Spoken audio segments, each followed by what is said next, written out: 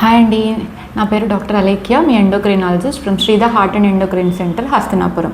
So మనం previous వీడియోస్లో insulins గురించి, ఇన్సులిన్ సిరంజెస్ గురించి, ఇన్సులిన్ పెన్స్ గురించి తెలుసుకున్నాము అండ్ ఇన్సులిన్ స్టోరేజ్ టెక్నిక్ కూడా తెలుసుకున్నాము.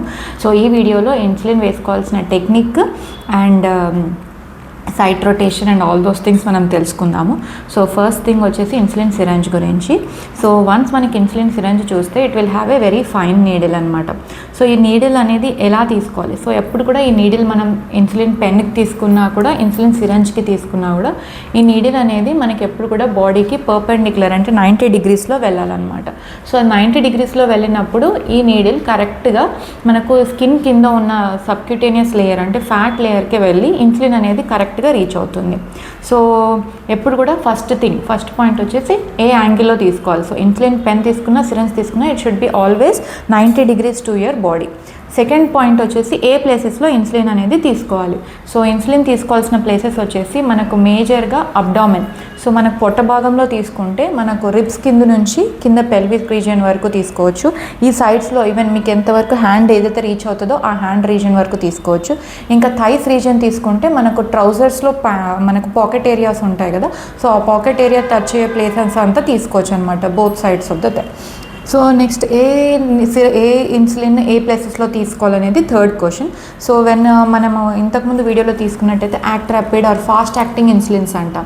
సో ఫాస్ట్ యాక్టింగ్ ఇన్సులిన్స్ వచ్చేసి మనకు అబ్డామెన్ మీద తీసుకుంటే వాటి ఎఫెక్ట్ అనేది బెటర్ ఉంటుంది. అండ్ లాంగర్ యాక్టింగ్ ఇన్సులిన్స్ అంటే 24 or 18 hours పనిచేసే ఇన్సులిన్స్ మనకు థై భాగంలో తీసుకుంటే వాటి ఎఫికసీ బెటర్గా ఉంటుందన్నమాట. Next site rotation. Fourth point వచ్చేసి సైట్ రొటేషన్ అంటే ఏంటి అంటే, ఇప్పుడు నేను చెప్పిన ప్రకారం ఇన్సులిన్ అనేది ఈ అన్ని భాగాల్లో తీసుకోవచ్చు, అదర్ అబ్డామెన్ ఆర్ థై. నేను హ్యాండ్స్ చెప్పలేదు బికాస్ హ్యాండ్స్ అనేవి నాట్ సో ప్రిఫరబుల్, ఆర్మ్స్ అనేవి, బికాస్ అక్కడ చాలామంది సన్నగా ఉన్న వాళ్ళకి అక్కడ ఫ్యాట్ అనేది అడిక్వేట్గా ఉండదు అండ్ అక్కడ మనకు ఇన్సులిన్ తీసుకున్న తర్వాత స్వెల్లింగ్ అయ్యే అవకాశాలు ఎక్కువ ఉంటాయి అనమాట. So I don't prefer arms unless the patient చాలా ఒబేస్ ఉన్నారు అంటే తప్ప హ్యాండ్స్ అనేవి అంత ప్రిఫర్డ్ కాదనమాట.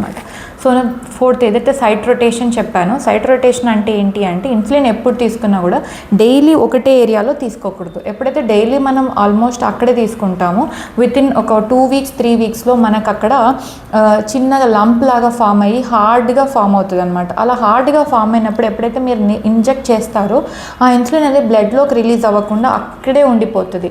అక్కడే ఉండిపోయి ఒక్కోసారి ఇన్సులిన్ ఎఫెక్ట్ అనేది తగ్గుతుంది. ఒకవేళ మీరు ఆ సైట్ వదిలేసి వేరే సైట్లో తీసుకున్నట్టయితే ఎక్కువగా పనిచేసేసి మనకు లో షుగర్ అనేది అవుతుంది. సో ఫ్లక్చువేషన్ ఆఫ్ షుగర్స్ అనేవి మనకి ఎప్పుడైతే లంప్స్ ఫామ్ అవుతాయో అప్పుడు అవుతుంది. సో సైట్ రొటేషన్ అనేది ఇంపార్టెంట్. అంటే మార్నింగ్ ఇక్కడ తీసుకున్నారు, మధ్యాహ్నం ఇక్కడ, సో డిన్నర్కి ఇక్కడ, నెక్స్ట్ మీల్కి ఇక్కడ అనమాట, థైస్. సో ఇట్లా 6 areasని మీరు రొటేట్ చేసుకుంటూ తీసుకుంటే on daily basis or on meal basis తీసుకుంటే మనకు లైపోడిస్ట్రోఫీ అంటామంటే లంప్ ఫామ్ అయ్యేది అవ్వదు. So same thing with pen also, whenever you are taking pen insulin, that also has to be taken perpendicular, that also needs a site rotation. Next needle అనేది ఎన్ని రోజులకు change చేయాలి, అది syringe ఎన్ని రోజులకు change చేయాలి. సో ఇవి మనం అనుకున్నాం these are more painless forms. So ఎప్పుడైతే నీడిల్ పెయిన్లెస్ ఉంటుందో అది చాలా ఫైన్ ఉంటుంది. సో ఫైన్ ఉన్న ఇన్సులిన్ వచ్చేసి మనకి ఎప్పుడైనా కూడా ఆల్మోస్ట్ 4 pricks అనేవి మ్యాక్సిమం అనమాట. After 4 pricks better will dispose of the syringe or will dispose of the needle over the pen.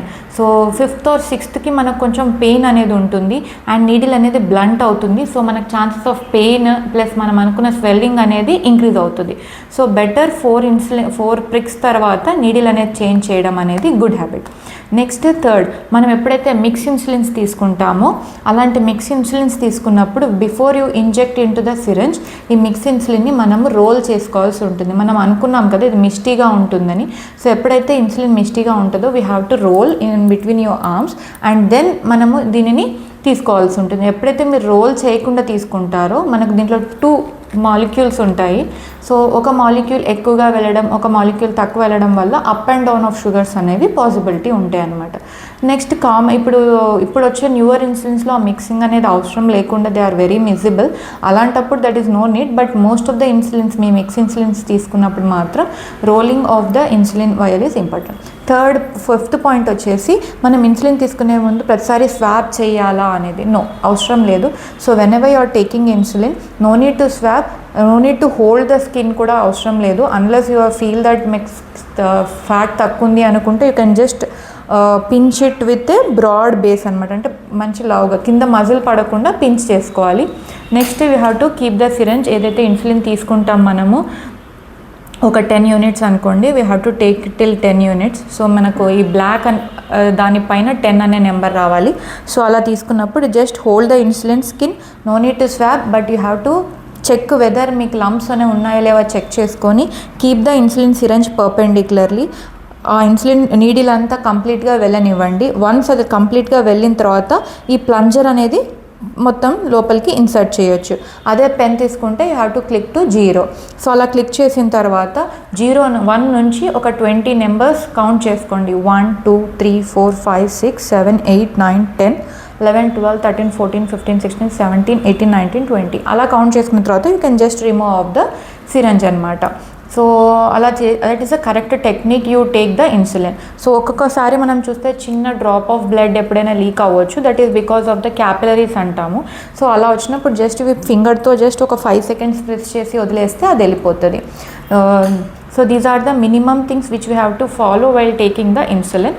So technique, side rotation, needle change, rolling of the mixed insulins, and perpendicular and rotation of the sides.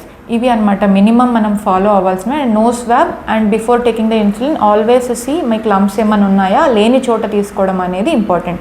ఒకవేళ మీరు తరచుగా తీసుకోవడం వల్ల ఏదైనా lump form అయినా కూడా ఒక 3 to 4 weeks ఆ ఏరియా ఏదైతే మీకు స్వెల్లింగ్ ఫామ్ అయిందో అది వదిలేస్తే అది 4th weeks అది హీల్ అయిపోతుంది. ఆ తర్వాత మీరు రెగ్యులర్గా మళ్ళీ ఆ ఏరియాని కూడా ఇంక్లూడ్ చేసుకోవచ్చు. ఇది technique of the insulin. Thank you అండి.